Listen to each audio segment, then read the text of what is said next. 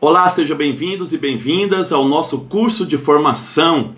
Hoje nós vamos estudar com vocês o capítulo 15 do Atos dos Apóstolos. Eu peço que você pegue a sua Bíblia, leia Atos do versículo 1 até o versículo 35. O capítulo 15 vai até o versículo 41, mas do 36 ao 41 é o início aí da segunda viagem do Paulo que vamos falar posteriormente. Depois que você lê o capítulo 15, versículo do 1 até o 35, você vai ler também a carta aos Gálatas, capítulo 2, versículo de 1 a 10. Porque nesses dois documentos, no Atos dos Apóstolos, capítulo 15, e na carta dos Gálatas, capítulo 2, o assunto é o mesmo, é o concílio de Jerusalém. Que concílio foi esse?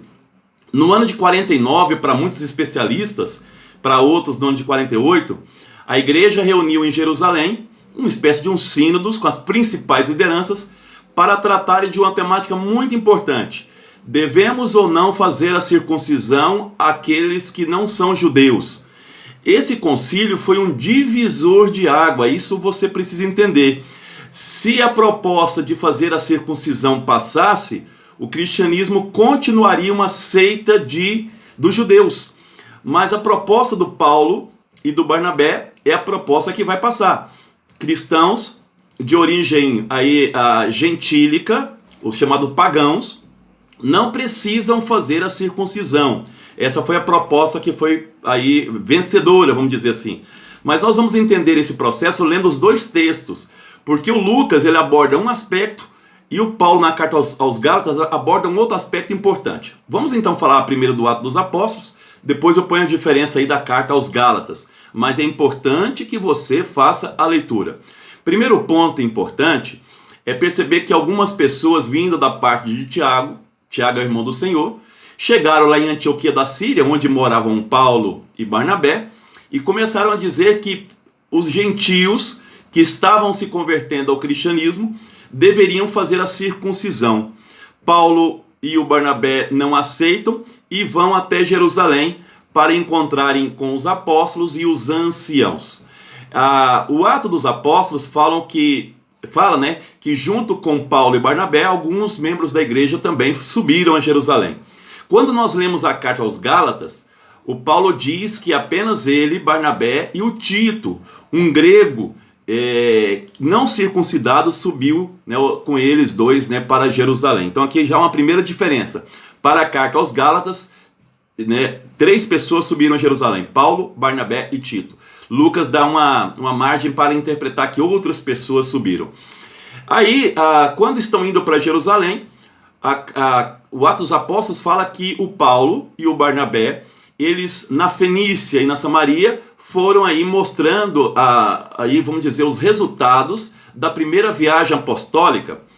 É importante você observar que para o Lucas a cidade da Samaria é muito importante. Foi ali que começou inclusive o evangelho dele de forma oral. Então sempre o Lucas vai valorizar muito a cidade de Samaria. Como também é o Lucas que valoriza muito a cidade de Jerusalém. Por isso que de Jerusalém surge o cristianismo para o Lucas, diferente dos outros evangelistas. Mas continuemos. Chegando a Jerusalém, eles expõem a proposta deles. O Pedro reconhece que Deus também falou em nome dele para os gentios, aquele caso do Copérnico. E depois, o próprio irmão do Senhor, aí, o Tiago, vai dizer, citando um texto de Amós, do profeta Amós, que Deus inclusive constituiu também os gentios para fazer parte da sua obra. Então a proposta vitoriosa foi a proposta do Paulo, com uma exceção. Então qual foi a proposta vencedora?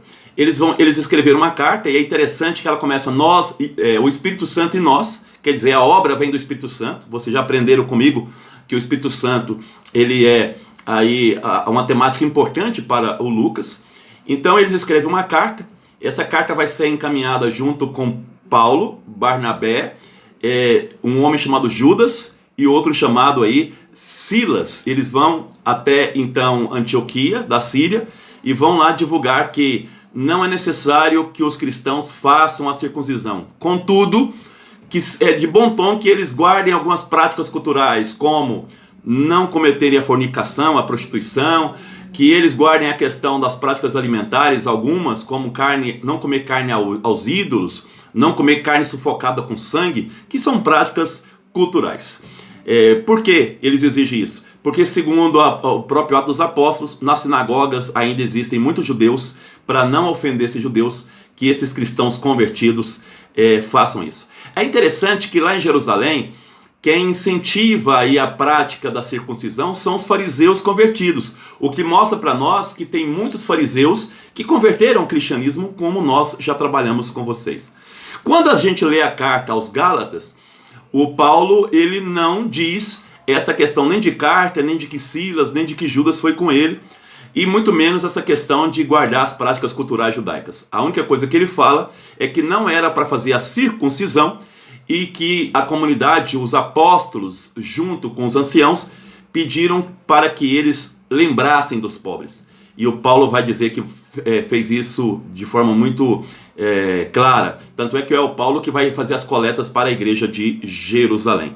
Então, se nós lemos a carta, chamada Carta aos Gálatas, que o próprio Paulo escreveu, ele vai dizer que a vitória foi de que não é preciso fazer a circuncisão, da mesma forma que o Atos dos Apóstolos.